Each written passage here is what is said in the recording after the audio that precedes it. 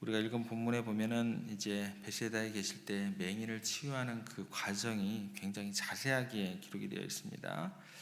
어제는 우리가 살펴봤던 것이 이제 그 맹인 한 사람을 데리고 마을 밖으로 가시는 어떤 그런 내용하고, 또 좀 우리를 좀 당황스럽게 하는 좀 어찌 불쾌한 표현이죠.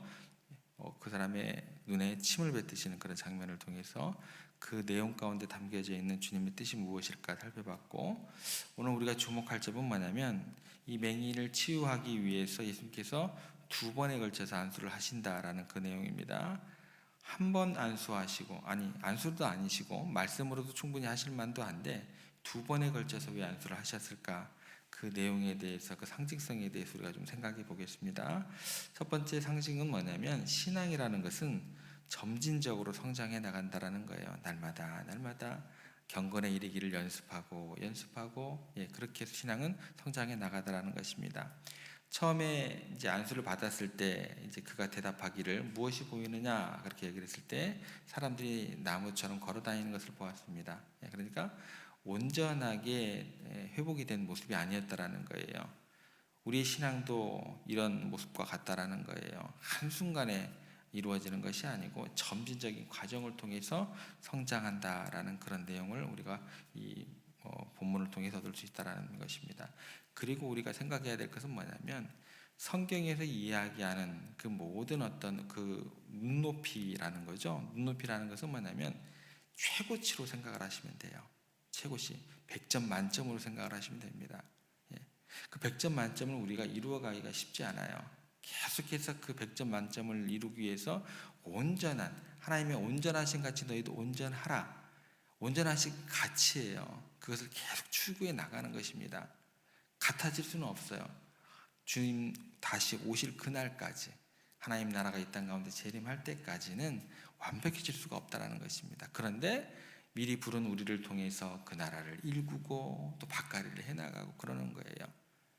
그런데 내가 왜 100점이 아닙니까? 라고 오늘 우리의 신앙의 모습에 대해서 절대로 실망하거나 낙심하면 안 된다는 거예요. 여러분들은 밭을 기경하고 또 물을 주고 거기다 거름을 주고 그렇게 해나간다는 거예요. 때로는 우리의 신앙이 완벽하지 않을 수 있습니다. 내가 내 자신을 봐도 내가 이렇게 오랜 동안 신앙생활을 했던, 기도의 시간을 했던 내가 맞나? 그리고 우리의 하나님의 뜻을 완전히 이해하지 못하거나 우리의 또 기도의 즉각적인 응답을 받지 못할 수도 있다라는 것입니다. 그러나 중요한 것은 뭐냐면 믿음 가운데 거하면서 계속해서 전진해 나가며 그렇게 하나님의 시간에 맡기는 것, 이게 우리들에게 있어서 가장 좋은 신앙의 모습이다라는 것입니다. 우리는요 아브라함처럼 희망이 없는 상황에서 그렇게 믿음을 시작하기도 하고, 또 모세처럼 하나님의 뜻을 모르는 상황 가운데서 완전히 이해하지 못한 가운데서 주님의 부름을 받을 수 있다라는 거예요. 그런데 우리가 하나님을 신뢰하고 그 인도하심을 바라고 따르는 것이 중요하다라는 거예요. 그럴 때 우리는 우리의 믿음은 점진적으로 어제보다 오늘보다 내일이 하나님의 마음에 합한 자로 그렇게 나아갈 수 있다라는 것입니다. 그래서 예수님은 소경에게, 맹인에게 두 번 안수를 하시고 그 시력을 완전히 회복시켜 주셨던 것처럼 하나님의 은혜가 우리의 믿음의 응답하심을 통해서 역사하심 우리 가운데 나타날 수 있게 된다라는 것입니다. 그래서 우리가 믿음으로 하나님께 나아갈 때 하나님을 통해서 우리 가운데 부족함이 채워지고 우리의 삶이 변화시켜주는 은혜가 주어지게 될 것이다. 꼭 기억하시기 바랍니다. 두 번째 우리가 생각해 볼 것은 뭐냐면 인내와 지속적인, 믿음에 있어서 중요한 것은 인내와 꾸준함이다라는 거예요. 소경은 처음 안수를 받고 완전히 치유받지 못했지만 그 상태 자체를 예수님께서 포기하지 않으셨다라는 거예요. 그에게 두 번째 안수하심을 통해서 완전한 치유를 이루셨다. 우리의 기도와 믿음이 즉각적인 결과로 나타나기는 경우도 있겠지만 그러지 않은 경우도 있고, 우리가 원하는 대로 이루어지지 않은 경우가 있다라는 거예요. 그때 실망하고 낙심하지 말자라는 거예요. 맹인처럼 그 자리를 지키는 거예요. 그 자리에 굳건히 서 있는 거예요.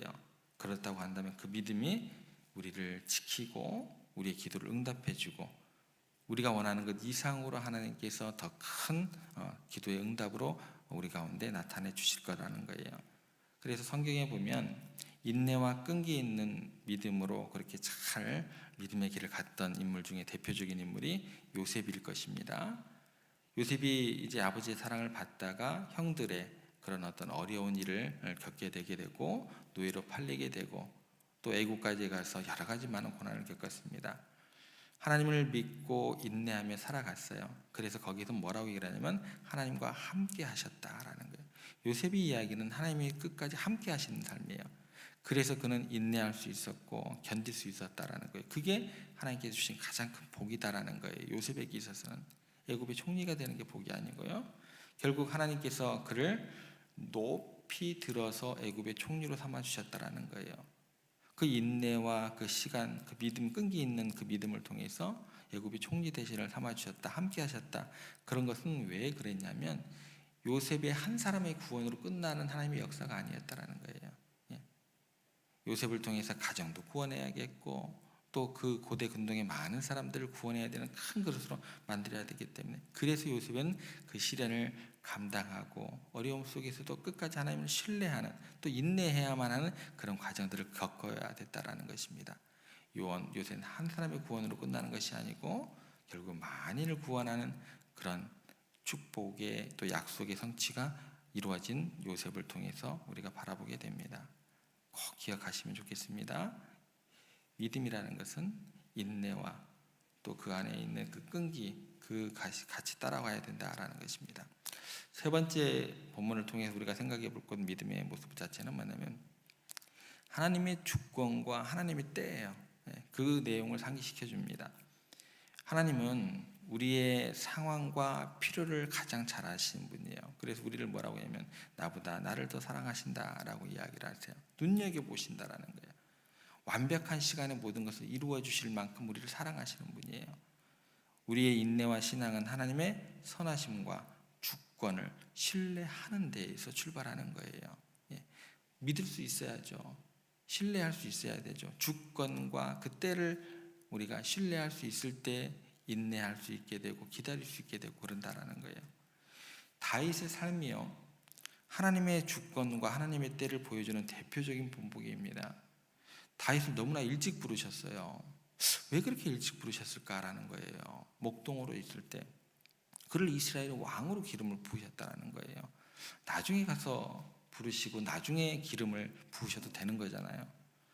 그런데 그 기름 부음 받고 난 다음에 다시 왕에 오르기까지 정말 많은 어려움과 시련을 겪게 됩니다. 사울 왕의 박해를 피해 도망 다니고 숨어 살아야 했고 정말 그 모진 그 목숨의 위협을 느끼는 그런 위기 가운데 처하면서 그 시간을 견디게 됩니다. 그 시간들을 잘 인내하고 견디면서 드디어 하나님의 때가 도래했을 때 그때 하나님의 시간 가운데 이스라엘의 왕으로 즉위하게 되고 그리고 다윗의 삶은 하나님의 계획과 그 때를 믿고 기다리는 그 인내의 중요성을 우리들에게 잘 보여주게 되더라는 것입니다. 하나님의 때와 하나님의 시간이라는 것은요.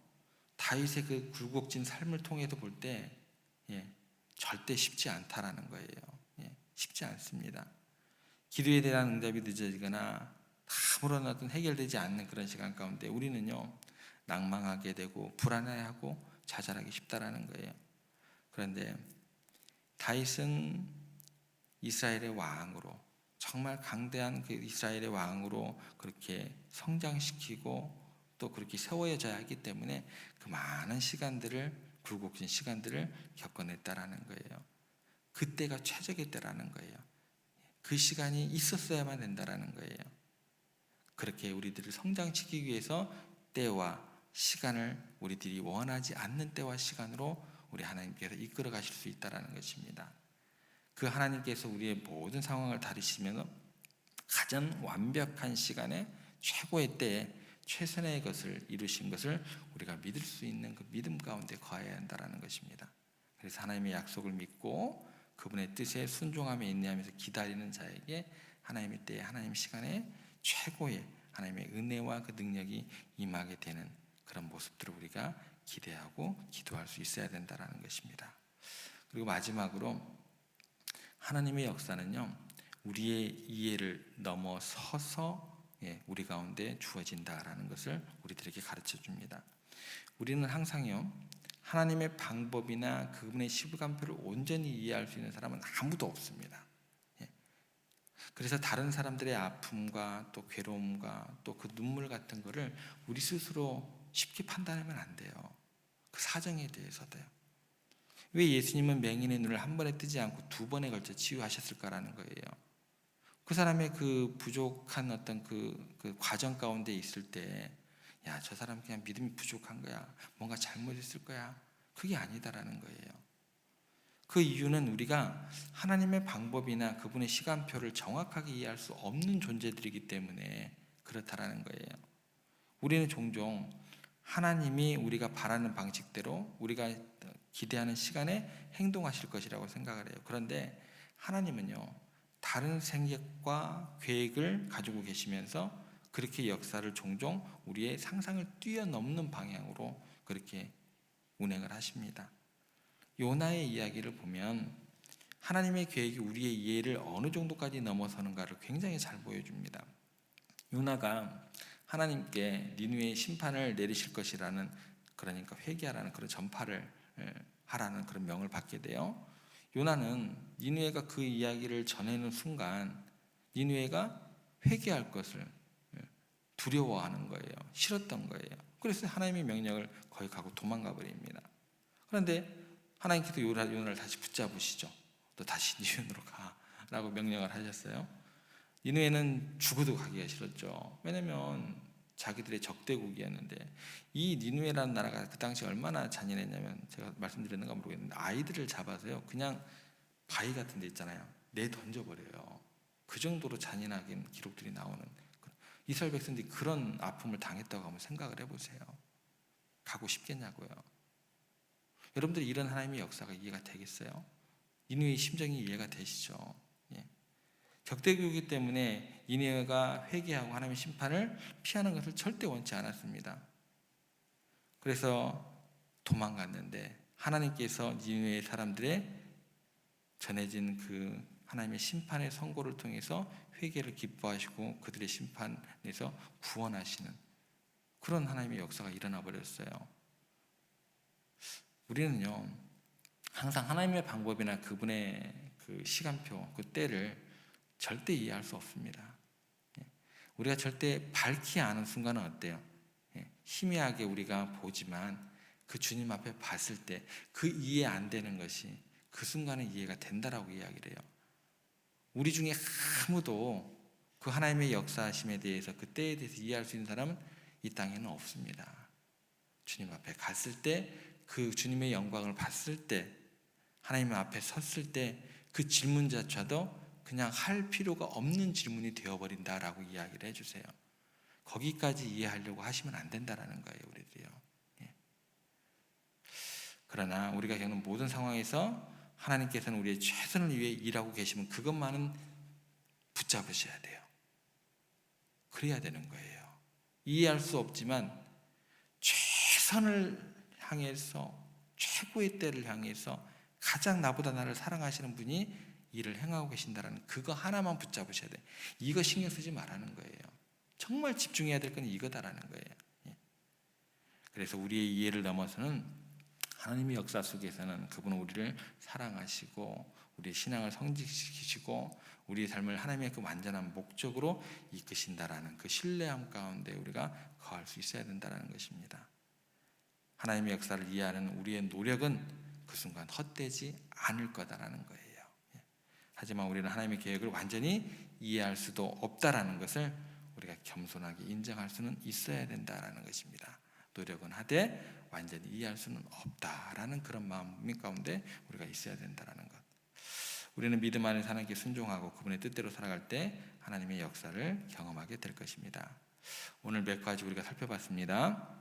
우리 모두가 신앙에 있어서 점진적인 그런 여정 가운데 있는 것, 또 그 가운데서 인내를 배우고 또 하나님의 주권과 완벽한 시간, 그 하나님의 때를 우리가 신뢰할 수 있는 믿음 가운데 거해야 한다는 것, 그리고 우리가 겪는 모든 과정 속에서 하나님은 우리와 함께 하시며 우리의 신앙의 여정을 완성하시는 그런 우리의 최고의 모습으로 이끌어 가시는 그런 하나님이시다라는 것, 그리고 하나님께서 여러분 각자의 삶에서 그런 놀라운 치유와 변화를 가져다 주시기를 그렇게 믿고 간구하는 그 믿음의 길을 걸어가게 될 수 있는 그런 믿음의 여러 가지 내용들에 대해서 우리가 생각을 해봤습니다. 우리의 믿음이 예수님께서 두 번째 안수하신 것처럼 점진적으로 성장하여서 그렇게 영적인 시력이 온전히 회복되어지고 그렇게 하나님의 영광을 우리가 목도하게 되는, 더 분명히 바라볼 수 있게 되는 여러분들이 되기를 간절히 소망합니다. 그런 믿음 가운데서 주님께서 주시는 평안이 여러분들의 오늘의 삶에 가득하게 되기를 주님의 이름으로 축복합니다.